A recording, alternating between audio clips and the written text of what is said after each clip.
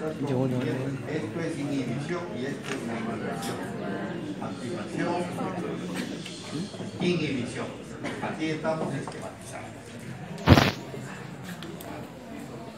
Simplemente viendo el esquema decimos entonces, sin estar repitiendo en memoria, de que la proteína C tiene una acción inhibidora de la coagulación, pero a su vez tiene otra función doble, que es fibrinolítica. Porque al suprimir al inhibidor del TPA, deja libre al TPA y se promueve el plasminógeno y luego la plasmina. ¿Estamos bien? ¿Estamos bien hasta ahí? Está por eso el esquema nos ayuda. Otro inhibidor de la coagulación es la antitrombina 3. La antitrombina 3 inhibe la trombina al 9 y al 10 y al 7.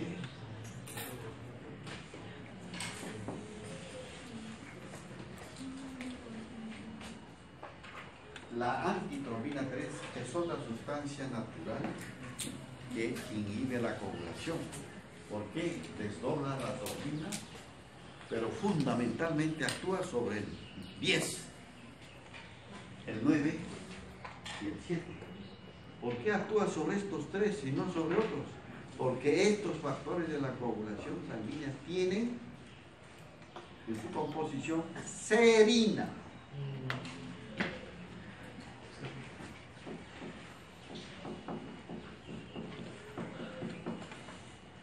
Normalmente tenemos una cantidad de antitrombina 3 en el organismo en un porcentaje de 70 a 130%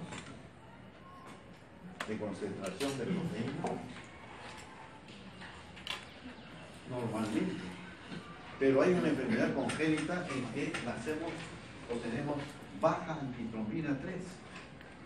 Si la disminución es del orden de menos del 100%, por lo normal es entre 70 a 130%,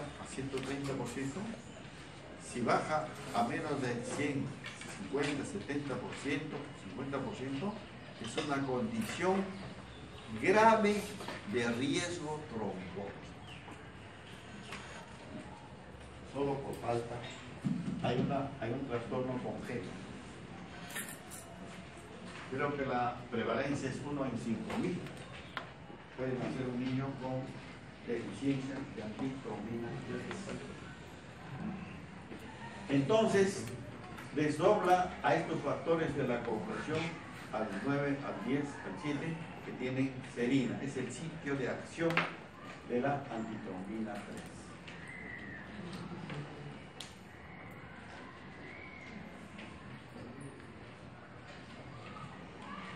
Entonces tenemos los activadores, los inhibidores, el sistema fibrinolítico. Existe otro equilibrio. Si se genera mucha plasmina, el organismo utiliza su antiplasmina. Existe una antiplasmina que va a frenar la fibrinolisis. Entonces, ¿cuáles son los elementos que frenan la fibrinolisis? La antiplasmina y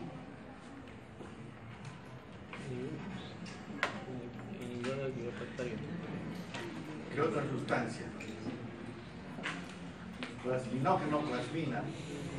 Este eje de todas maneras existe para generar plasmina, pero cuando esto está actuando demasiado, se establece el equilibrio con la antiplasmina.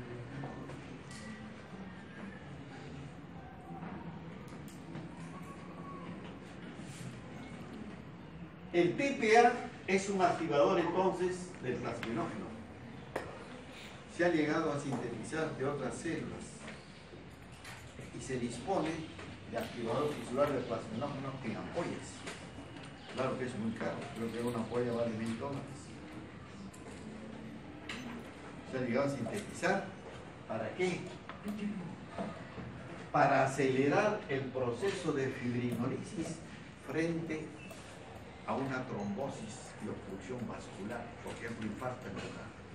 Quiere decir que a un paciente, si lo hemos diagnosticado de infarto de miocardio, está desarrollando un infarto de miocardio, inmediatamente lo hospitalizamos y le promovemos una terapia fibrinolítica.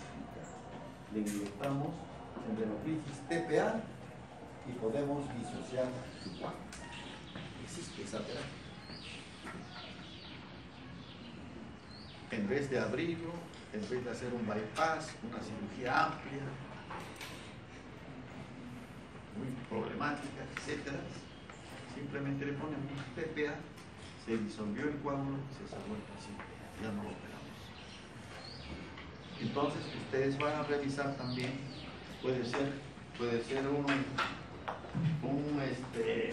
un tema de seminario, revisar la fibrinolisis, modular la fibrinolisis, la terapia fibrinolítica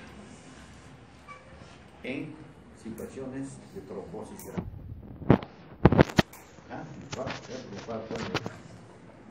Terapia fibrinolítica. Entonces van a ver que hay una terapia fibrinolítica a base de uroquinasa, a base de TPA, de dónde viene, cómo se concentra, cómo se debe utilizar, qué condiciones debe tener ese paciente para recibir esta terapia. No todos lo pueden recibir, porque el cuadro tiene que estar recién formado. Entonces, el diagnóstico o la terapia es inmediata al diagnóstico. Porque si el cuadro ya está definitivo, bien articulado, el TPA no lo va a resolver. Entonces, todo esto lo podemos revisar. Está todo escrito, estos protocolos de tratamiento están diseñados, están establecidos y que se utilizan en la unidad de cuidados intensivos. Terapia fibrinolítica. Muy bien, entonces acá hemos resumido en base al esquema de la cascada las sustancias coagulantes y anticoagulantes normales.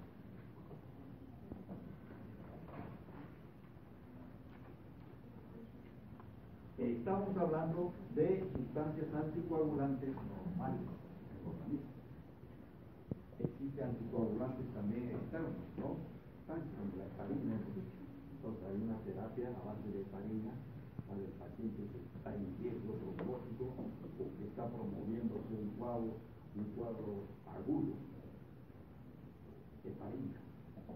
Entonces ustedes van a leer que existe la terapia de la heparina, heparina de bajo peso molecular, etcétera, para promover. ¿Qué le pondremos de infusión? 5.000, 10.000, 15.000 unidades de heparina en endoslisis. Entonces, frearemos el proceso de la trombosis, de la hipercoagulabilidad.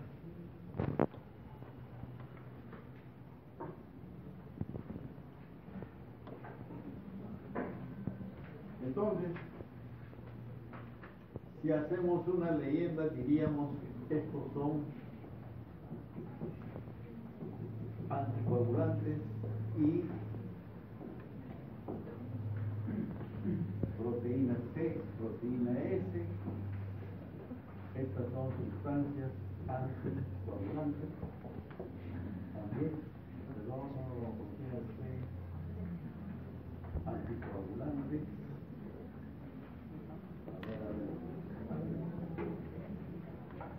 Anticoagulantes serían antitrombina y proteína C, ¿ya? Y plasminógeno,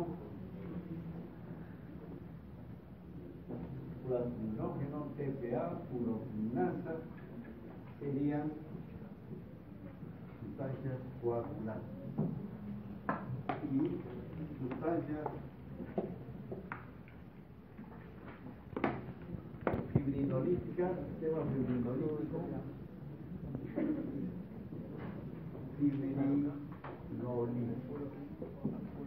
Listo. Entonces, La pirinolisis también tiene su contraparte, la antipirinolisis, la anticlasmina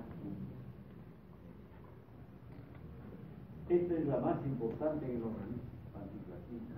Cuando estudiamos la pirinolisis, el grado de pirinolisis, dosamos anticlasmina 1. Ahora también tenemos que estudiar el PPA y los inhibidores también. Cuando hay deficiencia de inhibidores, entonces también hay riesgo trombótico. Existen condiciones hereditarias en que nacemos con deficiencias, por ejemplo, de proteína C, con deficiencia de antitrombina. La antitrombina está en un embalse en el plasma suficiente como para conservar el equilibrio de la coagulación sanguínea, pero puede haber deficiencia congénita de antitrombina 3 o también deficiencia de proteína C y proteína S.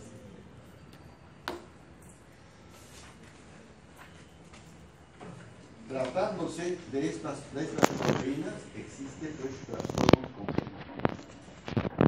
Y los otros trastornos congénitos se refieren a deficiencias de factores plasmáticos de la coagulación sanguínea. El más conocido históricamente es la hemofilia tipo A, deficiencia de 8. Factor 8 que está acá. Hemofilia A, deficiencia del 9, la hemofilia B, y la deficiencia del 11 es la hemofilia C. Y la deficiencia del 5 se denomina parahemofilia.